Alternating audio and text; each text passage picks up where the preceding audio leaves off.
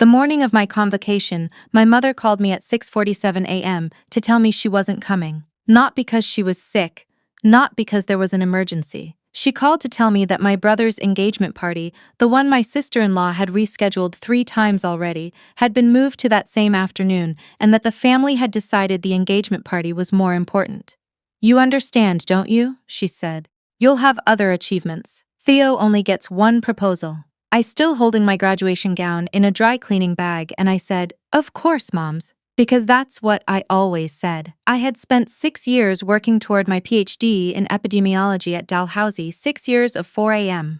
mornings, of eating instant noodles 3 nights a week to afford my rent on a grad stipend, of missing weddings and funerals and Christmases because I was in the middle of fieldwork or writing or defending a chapter that my supervisor sent back covered in red.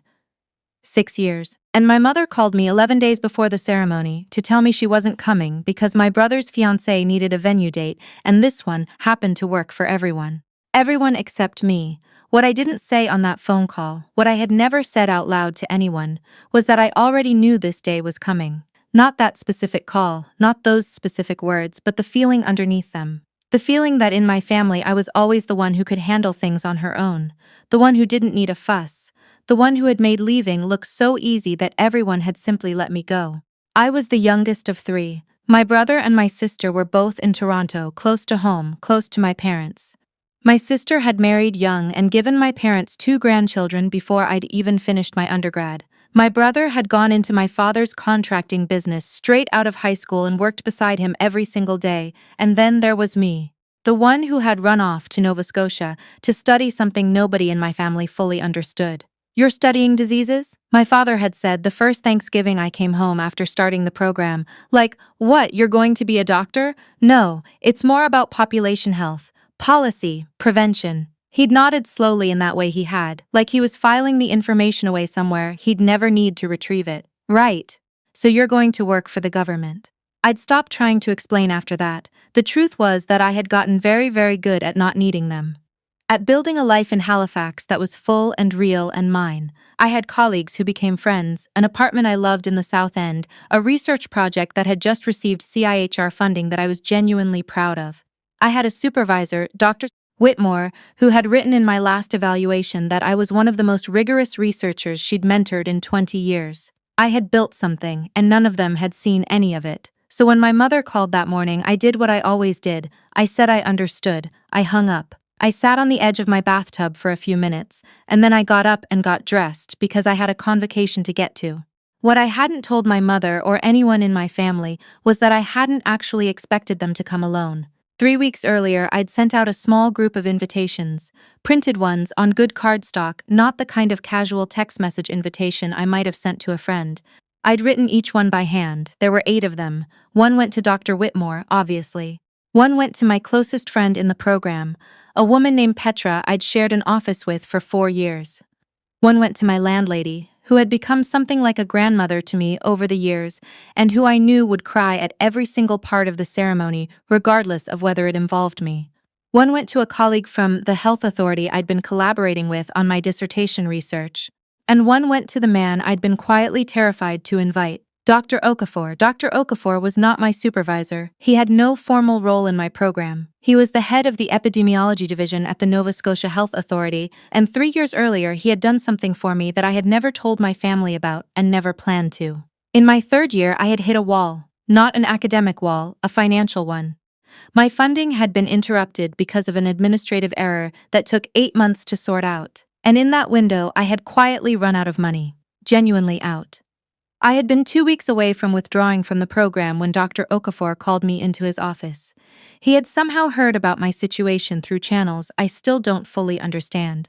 He told me that his division had a small discretionary fund for exactly this kind of circumstance, and that he would like to release it to me as a stipend extension while the administrative issue was resolved. He made it sound routine. He made it sound like it was simply the sensible thing to do. It was $14,000. He didn't ask for anything in return. He didn't make it feel like a debt. He just said, "You're going to do important work. We don't lose people like you to paperwork." And then he walked me to the door and went back to whatever he'd been doing before. I had paid the money back 18 months later when the funding was restored and I'd saved enough. He'd accepted the check without making a big deal of it, filed it away, and never mentioned it again. I invited him to my convocation because I wanted him to see what his $14,000 had grown into. I wanted him to be in that room. He RSVP'd within the hour. Wouldn't miss it. The morning of the ceremony, I arrived at the Dalhousie Arts Center early. The auditorium was already filling with families, parents with good cameras and reserved seats, grandparents being helped into chairs by patient adult children, siblings texting from the lobby. I watched all of it from just outside the doors, holding my hood and my cap, and I felt a particular kind of loneliness that I had learned to recognize over the years. Not the painful kind, exactly. More like a quiet ache, like a tooth that's been loose so long you've forgotten what it felt like to have it be solid. Petra found me first. She came in with her husband and her mother-in-law, and she hugged me for a long time and didn't say anything about my family not being there, because she already knew, and she understood that I didn't need to talk about it right then. Dr. Whitmore arrived next, and then my landlady, who was already crying. My health authority colleague came with her partner, and then Dr. Okafor arrived alone, wearing a suit I suspected cost more than my monthly rent, and he shook my hand warmly and said, "Today's a big day," I said. "You look ready. I've been ready for about 6 years." He laughed, which I hadn't expected, and it broke something loose in my chest in a way I wasn't prepared for. We were directed to our seats. The PhD candidates were seated together near the front, and our guests filled in behind us. I found my row, settled in, and looked back once at the section where my small group was sitting. Dr. Okafor had ended up directly behind my landlady, who was already dabbing her eyes with a tissue even though the ceremony hadn't started.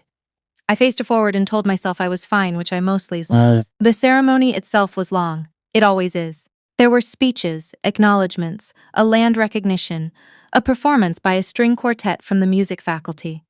By the time they began calling the PhD candidates to the stage, the room had that particular quality of sustained attention that comes from knowing the thing you've been waiting for is finally about to happen. They called us in alphabetical order by last name. I was near the middle.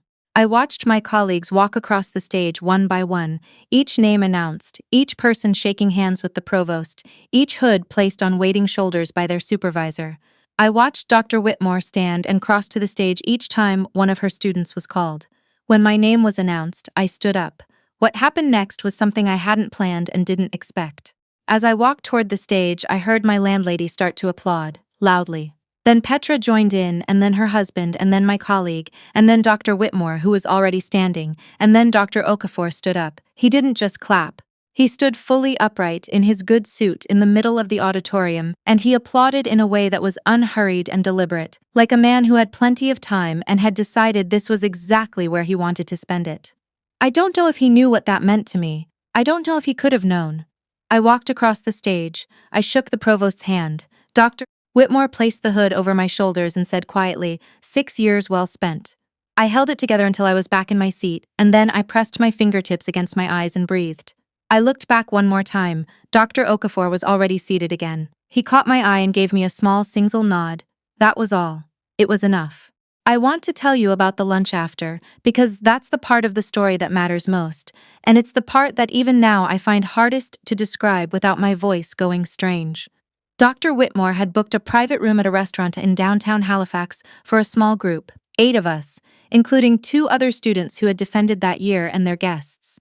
It was a real restaurant, the kind with linen tablecloths and sommelier who comes and talks to you about the wine before you order it. I had walked past it many times over 6 years and never gone inside.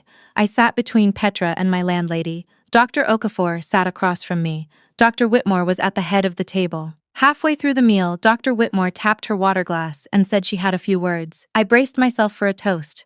That's not quite what it was. She said that she wanted to acknowledge something that didn't always get acknowledged at these moments, that completing a doctorate is not only an academic achievement, but an act of persistence that requires more than most people understand. She said that in her career she had seen many brilliant researchers leave the field, not because they lacked ability, but because they lacked support at critical moments. She said that she was grateful to be able to say that this had not happened today. She looked at me when she said that last part, and then she looked at Dr. Okafor. I hadn't told her about the stipend, I hadn't told anyone. But somehow she knew, or had guessed, or had pieced it together over 3 years of watching me quietly hold things together with very little margin for error. Dr. Okafor looked mildly embarrassed, which I had never seen on him before. He said something understated about it being a straightforward decision, which was exactly what he'd said when he made it. My landlady, who had been listening to all of this, turned to me and said very quietly, "You should have told me you were struggling, sweetheart. I would have held the rent." I opened my mouth and then closed it again. "I know," she said, patting my hand. "You didn't want to ask. You never want to ask." She was right. I never wanted to ask. I had grown up in a family where asking for things meant you were weak or a burden or ungrateful. I had learned very early that the safest thing was to handle everything quietly and never let on that there was anything to handle. And here were these people, none of them my blood, none of them obligated to me in any formal sense, sitting in a restaurant with linen tablecloths, celebrating a version of me that my own family hadn't bothered to witness. I excused myself briefly and stood in the hallway outside the private room for about 2 minutes. I didn't cry, exactly. I just stood there and breathed and let myself feel the full weight of what had happened that day. My mother called that evening. I was back in my apartment, still in the dress I'd worn to the ceremony, sitting on my couch with my landlady's leftover cake and a cup of tea. My phone lit up on the coffee table with Mom. I looked at it for 3 rings, then I picked up. "How did it go?" she asked. And there was something in her voice, a carefulness, a slight hesitation, that told me she already knew something she wasn't entirely sure how to give. "It went well," I said. "Really well, actually." "Good."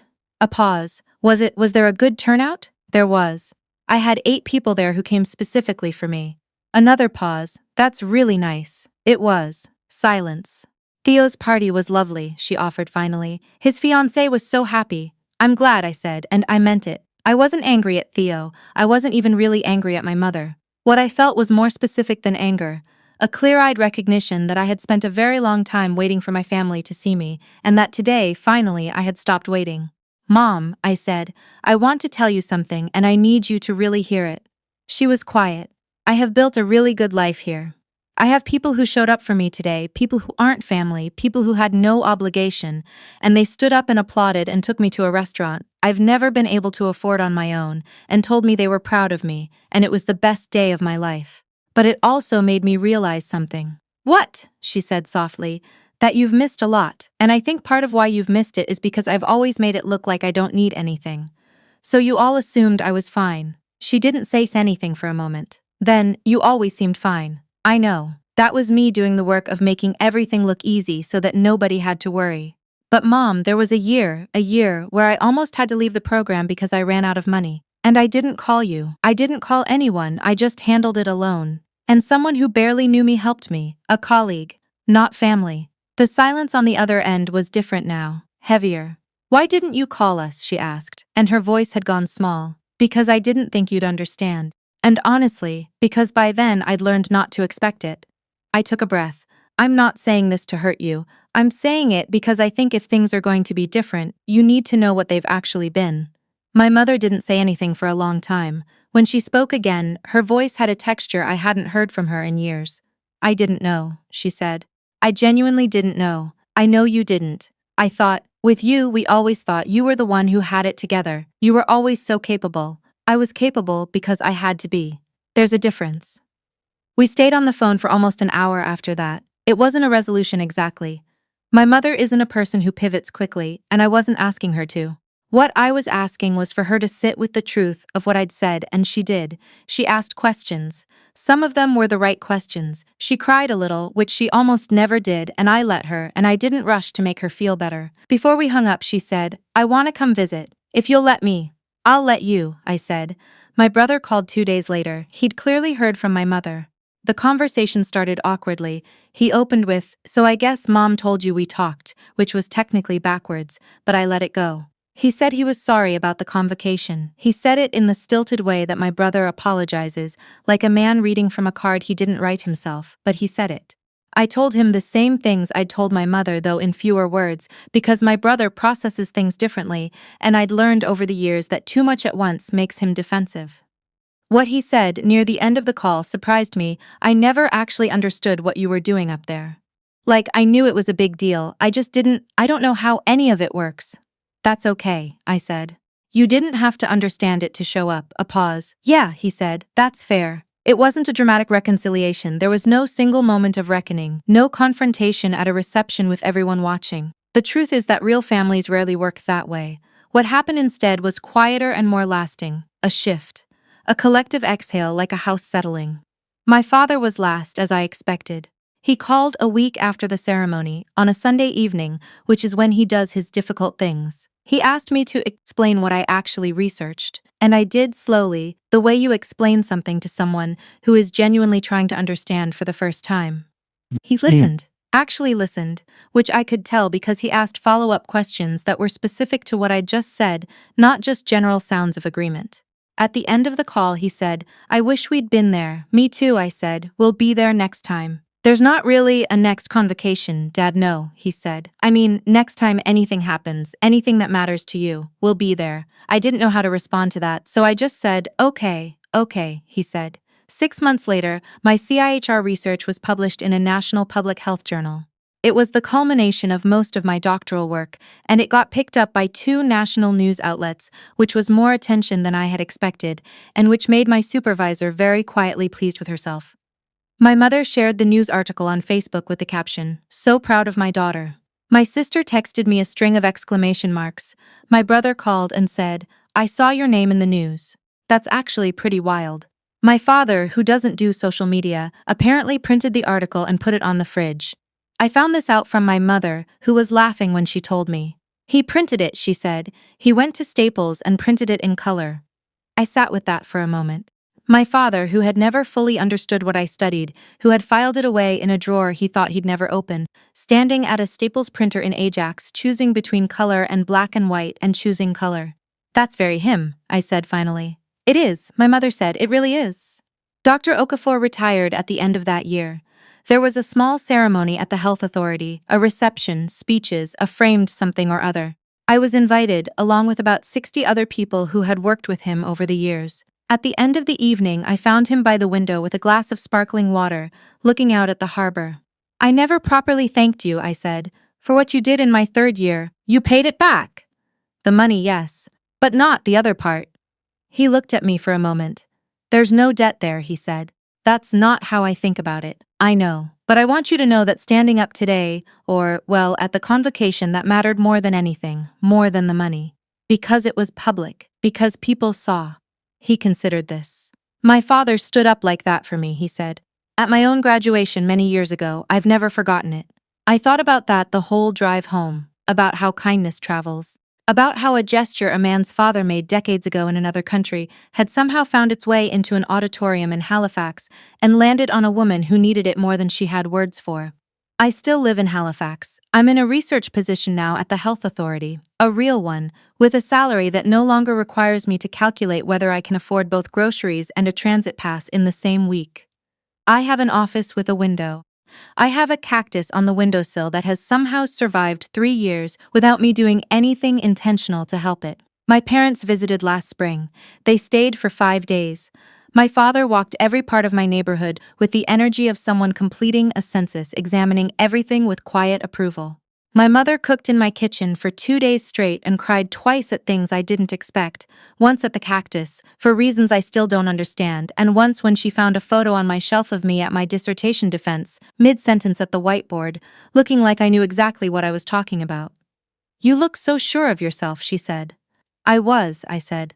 "By that point, I really was." She put the photo down carefully and didn't say anything else about it. But that night, after dinner, while my father was watching something on his phone and my mother and I were doing the dishes, she said, very quietly, without looking at me, "I'm sorry we weren't there sooner." "I know," I said. "I mean for a lot of things, not just the convocation." "I know," I said again. We finished the dishes. We didn't need to say more than that. The water in Halifax at the end of April is still too cold to swim in, but it's the kind of cold that wakes you up, that reminds you what it feels like to be alive and standing in the middle of something real. I walk along the waterfront most mornings before work, in the particular gray light that Halifax does better than anywhere I've been, and I think about the version of me who almost left, who ran out of money and ran out of reasons and came within 2 weeks of walking away from everything she'd worked for. I think about the man in the good suit who called her into his office and said, without any ceremony, "We don't lose people like you to paperwork." I think about my landlady, crying at a convocation she had no obligation to attend. I think about my father, driving to Staples. The people who save you are rarely who you expected. And the moments that change your life are rarely the ones that look like turning points from the outside. Sometimes they're just a phone call at 6:47 in the morning and everything you do after.